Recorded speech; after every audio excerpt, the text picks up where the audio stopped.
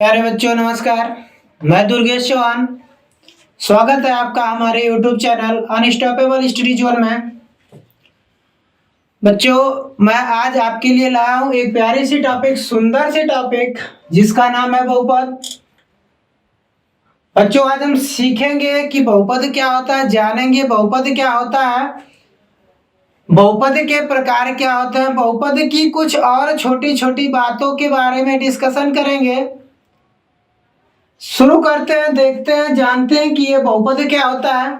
अगर बहुपद क्या है ये जानना है तो बहुपद को अगर ध्यान से देखेंगे तो नाम से ही स्पष्ट समझ में आ रहा है, एक है बहु और दूसरी तरफ की चीज है पद। अगर पद की बात करें ये तो पद ही होता है, लेकिन अगर हम बहु की बात करें तो बहु का मतलब हुआ अनेक।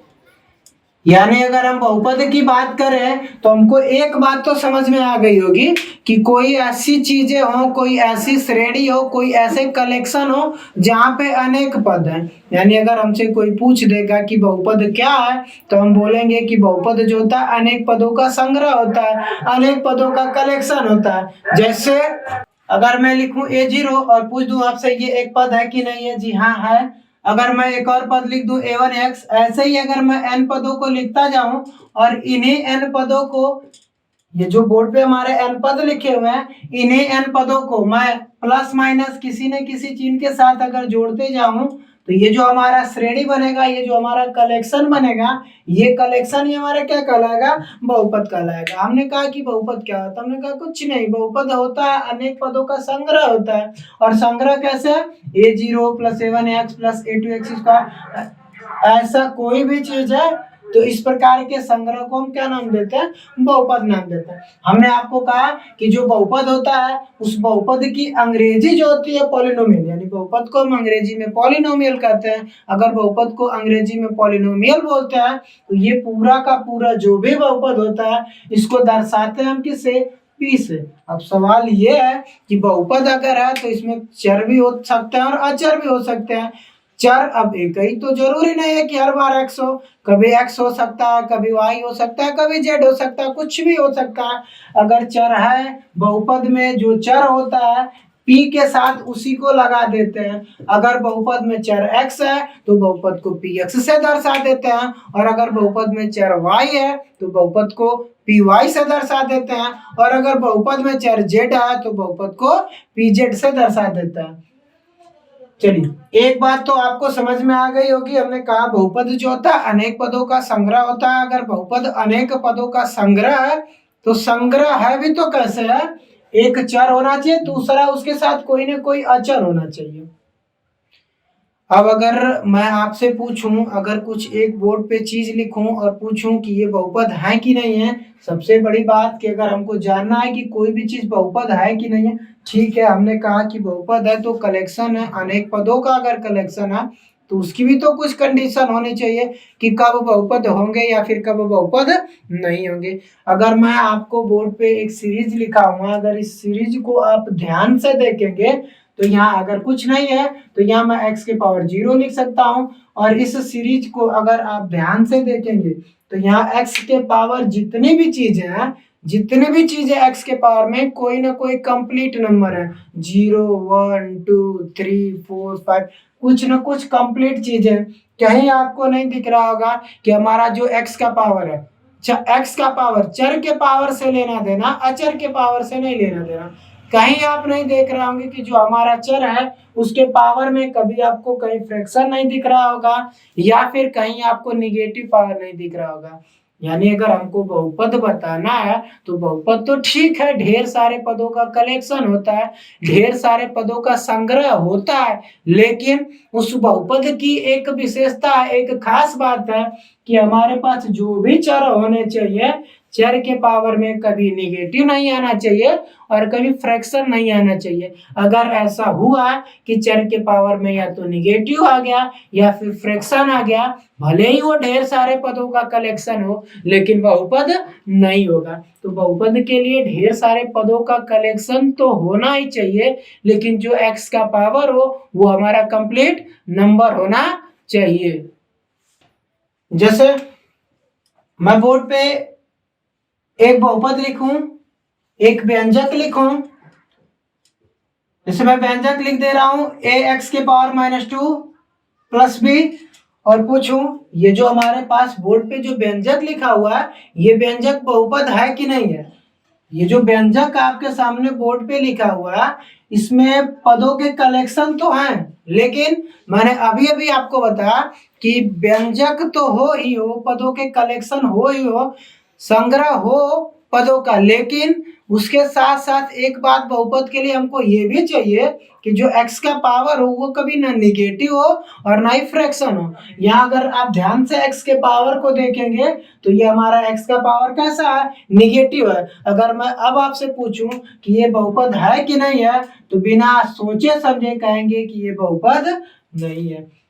एक और बात, अगर मैं कभी आपसे आपको बोर्ड पे लिख दूं और पूछ दूं कि ये जो x के पावर 1/3 प्लस 5 ये बहुपद है कि नहीं है, तो हमने बताया कि जो हमारा x का पावर हो वो कभी भी भिन्न नहीं होना चाहिए, कभी कोई फ्रैक्शन नहीं होना चाहिए। लेकिन यहाँ जो x का पावर है यहाँ पे फ्रैक्शन है, अगर ये फ्रैक्शन है तो ये व्यंजक हमारा बहुपद नहीं है। यानी अगर हम बहुपद की बात करें तो बहुपद में ढेर सारे पदों के कलेक्शन तो चाहिए ही चाहिए, लेकिन एक और स्पेशल चीज होना चाहिए कि जो हमारा x का पावर हो वो ना कभी निगेटिव होना चाहिए और ना ही कभी फ्रैक्शन का होना चाहिए।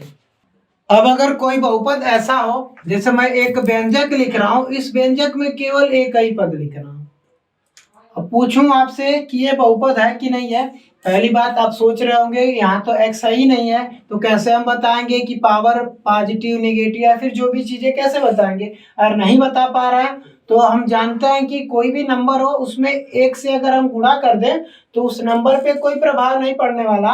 और एक चीज हम ये भी जानते हैं कि किसी भी चीज के पावर अगर हम 0 लिख देते हैं ना तो उसकी वैल्यू 1 हो जाती है, यानी 1 के प्लेस पे हम x के पावर 0 लिख सकते हैं। अब अगर आप ध्यान से देखेंगे तो यहाँ x का पावर जो है ना फ्रैक्शन है ना कोई भिन्न है और ना ही निगेटिव है, और अगर ना ही निगेटिव है और ना ही भिन्न है तो ये जो व्यंजक हमारा है ये व्यंजक हमारा क्या कहलाएगा, बहुपद। लेकिन सवाल इस बात का है, इस व्यंजक को अगर आप ध्यान से देखिएगा तो इसमें केवल एक पद है। अब अगर कोई व्यंजक ऐसा हुआ, कोई बहुपद ऐसा हुआ जिसमें केवल एक पद है तो इस प्रकार के हम बहुपद को नाम देते हैं एक पदीय बहुपद।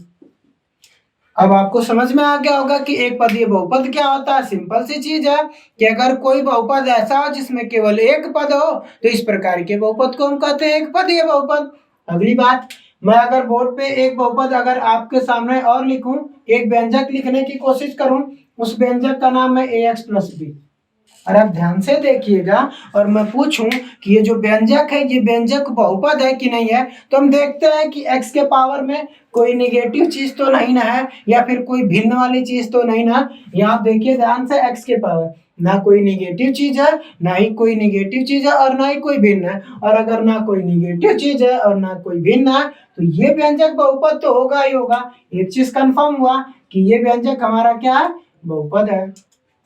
अगर ये व्यंजक बहुपद है तो ध्यान से देखिए यहाँ एक पद है और एक पद यहाँ है, और अगर यहाँ इस व्यंजक में पदों की संख्या 2 हुई तो इस बहुपद को हम नाम देते हैं द्विपदीय बहुपद। यानी अगर कोई आपसे पूछ ले कि द्विपदीय बहुपद क्या होता है तो आप बिना सोचे समझे बोलेंगे कि कोई ऐसा बहुपद हो जिसमें केवल 2 पद हो, इस प्रकार के बहुपद को हम नाम देते हैं द्विपदीय बहुपद।